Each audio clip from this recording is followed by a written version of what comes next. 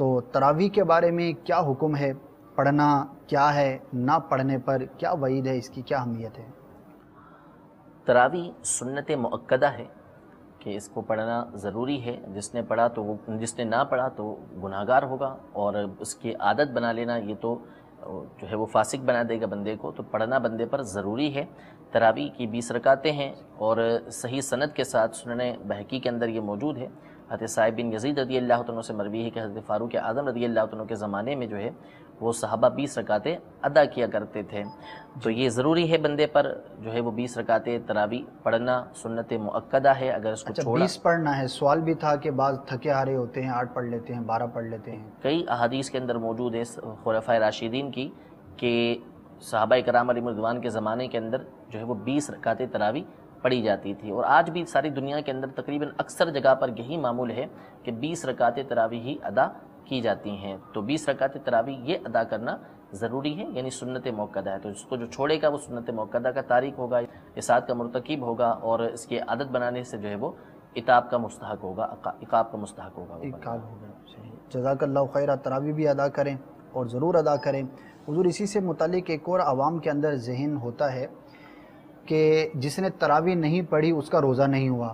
اب وہ جان بوجھ کر چھوڑتا ہے یا کسی بھی وجہ سے چھوڑتا ہے، تو عوام کے اندر یہ کانسیپٹ ایک پایا جاتا ہے کہ تم نے تو تراویح نہیں پڑھی تو تم روزہ کیوں رکھ رہے ہو، یا تمہارا روزہ کیسے ہوگا؟ تو اس بارے میں کیا فرمائیں؟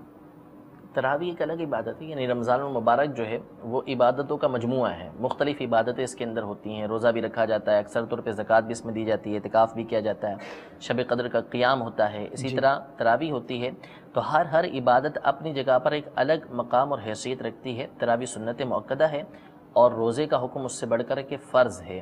تو جس نے روزہ رکھا تو پھر اس نے جو روزہ رکھا اس کا روزہ ادا ہو جائے گا، یعنی جبکہ وہ روزے کی جو لوازمات ہیں، جو احکام ہیں، وہ پورے کرے. تو روزہ جس نے صحیح طریقے سے رکھ لیا اس کا روزہ مکمل ہو گیا. اب اس نے تراویح نہیں پڑھی تو تراویح چھوڑنے کا گناہ اس پر ہوگا، وہ الگ ہے.